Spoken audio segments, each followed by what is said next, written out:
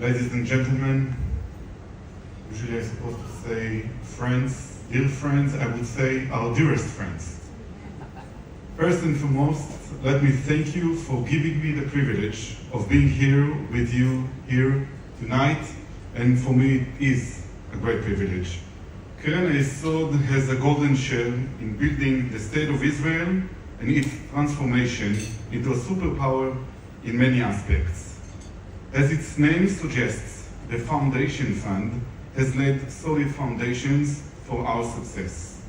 This year, you have chosen to focus on aliyah, Jewish immigration to the land of Israel, and when I learned about it from Mr. Chia, I was reminded of the words of the great Zionist leader Zev Jabotinsky, who wrote in 1939, "The national sport which I heartily recommend to Jewish youth is called free aliyah."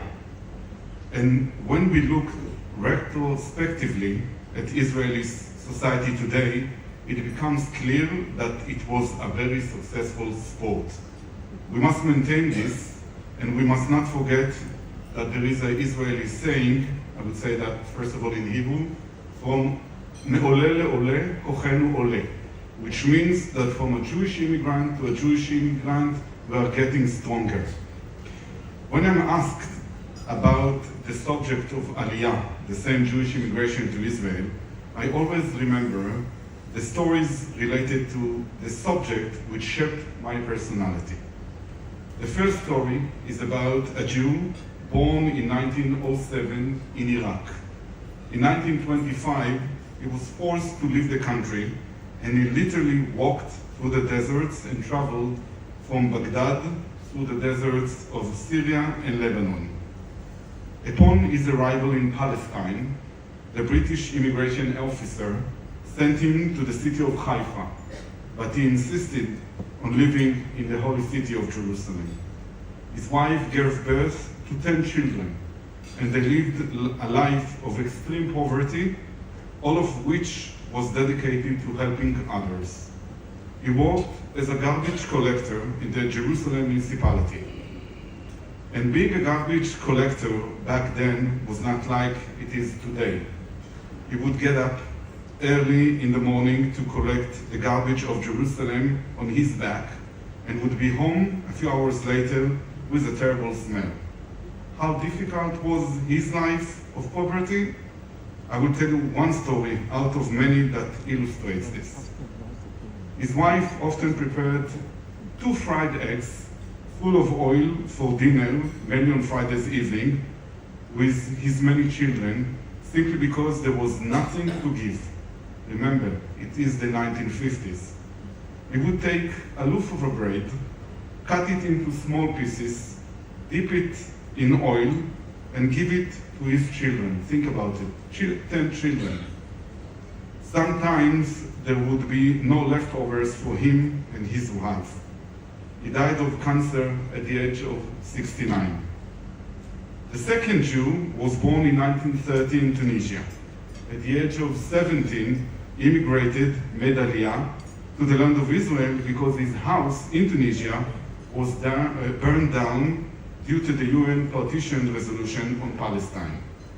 The British immigration officer also sent him to Haifa, but he also preferred to live in the holy city of Jerusalem. His wife gave birth to 9 children, and they also lived a life of extreme poverty.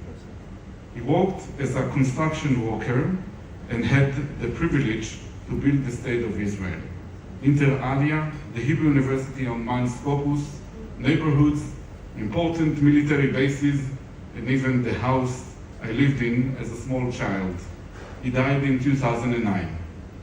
Ladies and gentlemen, the first Jew is my paternal grandfather, Eli Vered Hazan, after whom I am named. Second Jew is my maternal grandfather, Yosef Shimoni. Before he passed away, I spent quite a few days with him. I asked him if he was happy with his life.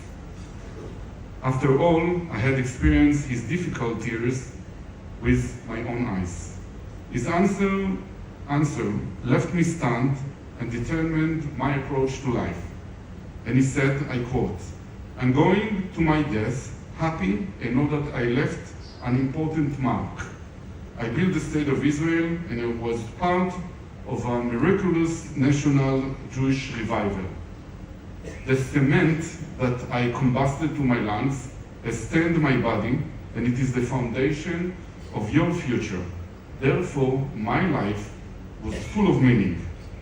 Friends, it was the aliyah that transformed the Zionist movement from a marginal movement into an unprecedented success story, the most successful story of the 20th century. With your support, and thank you very much, I will say it again and again and again, thank you. The Israeli society, which will absorb more Jews in the coming years, it will continue to be a success story in the 21st century as well. Friends, 6.5 years ago, my wife said yes, and we got married. After the wedding, I asked her if she would change her last name to my last name, as it's customary in Israel. She told me that she would only be willing to add my last name to her last name if I would do the same. Where I come from, it is not customary. When I informed my father, who I admired so much, about this, he was very resistant and told me that I was breaking a tradition of hundreds of years. So I told him why I decided to do it, and the story of the last name begins with my wife's grandfather. Ulrich Rosenfelder was born in Germany in 1919 to a family whose Jewish identity was very marginal and which was non-Zionist. In 1935, the family had to flee from Hitler and Bavaria into the United States. But my wife's grandfather rebelled against the family. He decided, against all odds, to immigrate alone to Palestine, joining the British Army and fighting the Nazis. He then changed his name from Rosenfelder, in German is Fields of Roses, to Vered. Vered in Hebrew is rose in English. He also decided to become a religious Jew. Ulrich, that was his name, changed his name to Uri. He had 3 children, 2 daughters and a son. The son has 3 daughters, so it was expected, if you think about it, that there would be no one to continue the family name.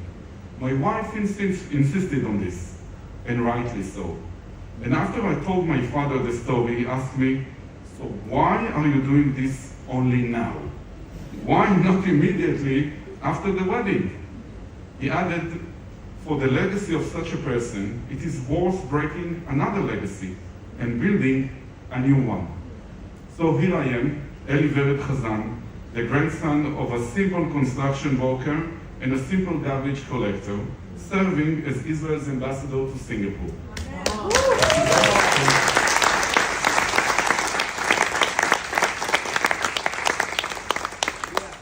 And I'm not an exceptional Israeli. There are countless Israelis like me, and I believe this is the story of all of Israel.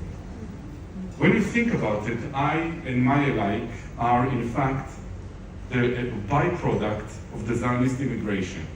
And tonight I stand before you and would like to salute you for your support for us, for your support for Israel, for your support for aliyah, but most of all for your active participation in a historical success story that, even if sometimes accompanied by Holocaust, pogroms, and massacres, has a future ahead of it. Dear friends, we are the Jewish people. We are Israel. After October 7th, we restarted again, and I do not doubt that we will succeed. Am Israel Chai.